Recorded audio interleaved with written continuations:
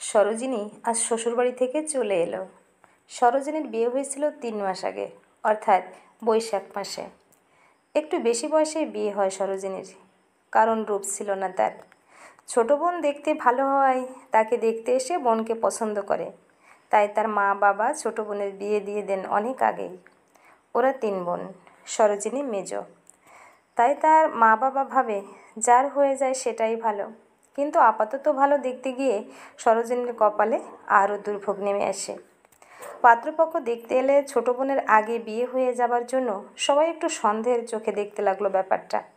একে সুন্দরী নয়, বয়স বেশি, তার উপর লোকের তির্যক সন্দেহ ওর বিয়েতে বাধা হয়ে দাঁড়ায়। অবশেষে সরোজিনীর বড়দির যেখানে বিয়ে হয়েছিল সেখান থেকে একটা সম্বন্ধ আসে। ওর দিদির শ্বশুরবাড়ির পাশের বাড়ির আত্মীয় হয় পাত্রপক্ষ। বড়দিদি কমলিনী বাবাকে বলে, পাত্রেরা 3 ভাই। পাত্র অশোক মেজ ভাই, চাকুরি পায়নি, তাই নিজেদের জমিতেই চাষবাস করে। বড়দাদা একটা জুট মিলে চাকরি করে, আর ছোট ভাই পড়াশোনা করে, পাকা একতলা বাড়ি। ছেলের দাদা বৌদি দেখে গেল, পছন্দ হয়েছে।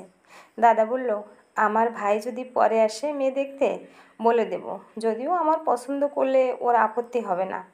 আর মা বাবার বয়স হয়েছে, ওরাও আসবেন না। ছেলে এসে একদিন দেখে গেল বন্ধুকে নিয়ে, সম্মতি জানিয়ে দিয়েছে বড় বোন কমলিনীকে দিয়ে। বিয়ে হয়ে গেল। খুব বেশি পণের টাকা বা গয়না চায়নি তাই। সরোজিনী বহু আকাঙ্ক্ষিত শ্বশুরবাড়ি এলো। মনে মনে ঠিক করেই এলো সকলের মন জয় করে স্বামীকে ভালোবেসে শ্বশুর ঘর করবে। তার রূপ নিয়ে যেন কেউ কোনো কথা না বলতে পারে। সে যে কুৎসিত তা নয়, উজ্জ্বল শ্যামবর্ণা রং, মুখশ্রী খুব খারাপ নয়। দোষের ভিতর চেহারাটা একটু ভারিক্কে। বৌবরণের সময় কানে এলো সরোজিনীর। কেউ কেউ বলছে, ও বাবা, বয়স হয়েছে মেয়ের, বড় বউ ওর থেকে ছোট মনে হচ্ছে। সরোজিনীর মনটা খারাপ হয়ে গেলেও মনকে বোঝায়, সত্যিই তো আমি মোটা, মিথ্যা তো বলেনি।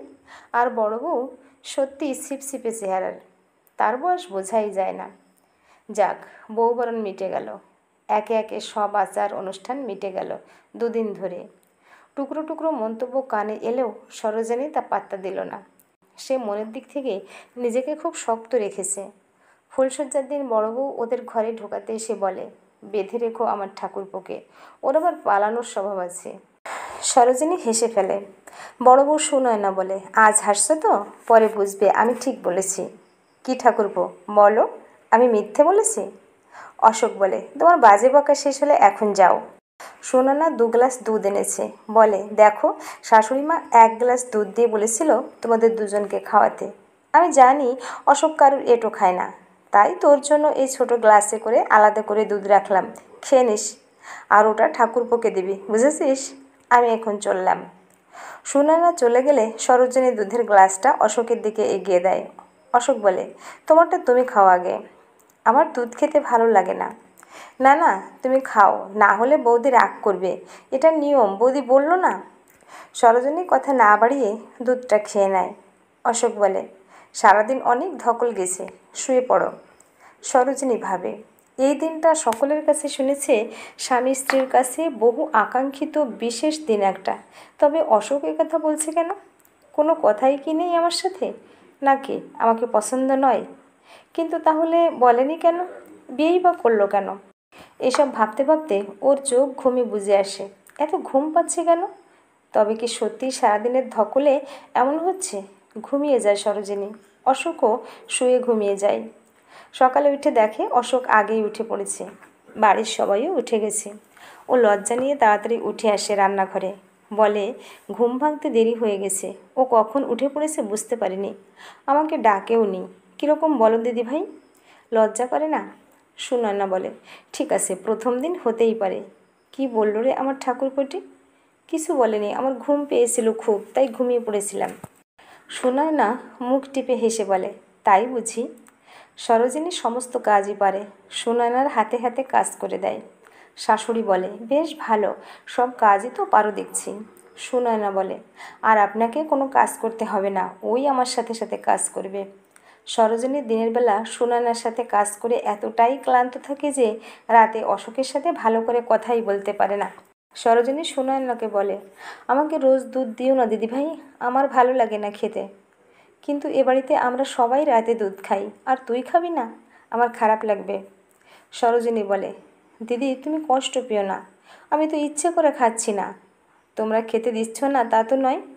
শাশুড়িমা বলেন, শরীরটা ঠিক থাকবে, খাও। সরোজিনী ভাবে, কত ভালো এরা, আমার ভালোর জন্য কতবার করে বলছে। সুনয়না বলে, এরপর শরীর না ঠিক থাকলে ছেলেপুলে হলে মানুষ করবি কি করে? সরোজিনী হাসে আর ভাবে, স্বামী এখনও সহজভাবে মিশলই না, কাছেও টেনে নেয়নি একদিনও। আর আমার ঘুমও যেন বেড়ে গেছে বিয়ের পর। কাজ সেরে বিছানায় শুলেই রাজ্যের ঘুম আসে চোখে। আজ কিছুতেই ঘুমোবো না, ঠিক জেগে থাকবো, ওকে সঙ্গ দেব। কিন্তু সরোজিনীর কী যে হয়েছে। দুপুরে অশোক খেতে বসলে সরোজিনী পাশে বসে খেতে দেয়। সুনয়না বলে, আগে আমি খেতে দিতাম বলে ঠাকুরপো কম ভাত খেত, এখন দেখছি একটু বেশি ভাত খাচ্ছ। সরোজিনী বলে, মা বলে গল্প করতে করতে খেলে বেশি খাওয়া যায়, তাই বুঝি? আমি ভাবলাম বউয়ের দেওয়া ভাত বোধহয় বেশি মিষ্টি। হেসে ওঠে সুনয়না। অশোক বলে, তোমার হাতের থেকে নয় গো বৌদি। সুনয়না বাপের বাড়ি গেছে মায়ের শরীর খারাপ বলে। অশোক নিয়ে গেছে, কারণ দাদার ছুটি নেই। আর সরোজিনী সব কাজ করে রান্না করে শ্বশুর শাশুড়িকে খেতে দেয়, রাতে সবাইকে দুধ দেয়। আজ আর নিজে ইচ্ছে করে খায় না। শাশুড়িমা বলেন, আজ অনেক কাজ করেছ, রাতে সকাল সকাল শুয়ে পড়ো। কিন্তু সরোজিনীর আজ কিছুতেই ঘুম আসছে না, অথচ রোজ ঘুমিয়ে পড়ে। আজ বিছানাটা ফাঁকা, তাই কি? কিন্তু আমার সাথে তো ওর কোনো অভ্যাস এখনও তৈরিই হয়নি। পরের দিন সুনয়না আর অশোক ফিরে এলো। শাশুড়িমা বলেন, বড় বৌমা তুমি দুদিন শাশুড়িমা বলেন, বড় বৌমা তুমি দুদিন থেকে এলেই তো পারতে মায়ের সেবা করতে। আপনাদের অসুবিধা হবে বলে তো চলে এলাম। না গো, নতুন বৌমা সব দিক সামলে নিয়েছে একা হাতে, আমাদের কোনো অসুবিধা হয়নি। সুনয়না বলে, তাই বুঝি? তা বড় মেয়ে পারাটাই তো উচিত, স্বাভাবিক। বাচ্চা মেয়ে তো আর নয়, না পারলেই অবাক হতাম। সুনয়না নিজের ঘরে চলে যায়। রাতে সরোজিনী সবাইকে খেতে দেয়। আজ আর সুনয়না রান্নাঘরের দিকে আসেনি। রাতে সরোজিনী রান্নাঘরের সব কাজ সেরে শ্বশুর শাশুড়িকে ঔষধ দিয়ে নিজের ঘরে আসে। অশোককে বলে, তুমি কি ঘুমিয়ে গেছো? অশোক বলে, হ্যাঁ ঘুম এসেছে। সরোজিনী বলে, গতকাল আমার একদম ঘুম হয়নি। কেন? কীরকম ফাঁকা লাগছিল, ভয়ও করছিল একটু। ভয়ের কী আছে, দাদা তো নাইট ডিউটি থাকে কতদিন, বৌদি তো একা থাকে, ভয় পায় না তো। আসলে এই প্রথম একলা এ বাড়িতে ছিলাম বলে হয়তো, পরে ঠিক অভ্যাস হয়ে যাবে। যাক, এখন ঘুমাও তো, কাল যখন ঘুম হয়নি আমার খুব ঘুম পেয়েছে। অশোক পাশ ফিরে শুয়ে পড়ে। সরোজিনী ভাবে, অশোক কি আমাকে এড়িয়ে চলছে, নাকি আমাকে পছন্দ নয়? শুধু শুধু আমাকে বিয়ে করেছে কেন? অষ্টমঙ্গলায় গিয়েছিলাম যখন পাড়ার বন্ধুরা কত কথা বলছিল স্বামীর সোহাগ করা নিয়ে, আমার জীবনে সেসব কিচ্ছু তো কোনোদিন ঘটছে না কেন? এসব নানা চিন্তা ভিড় করে আসে মাথাতে।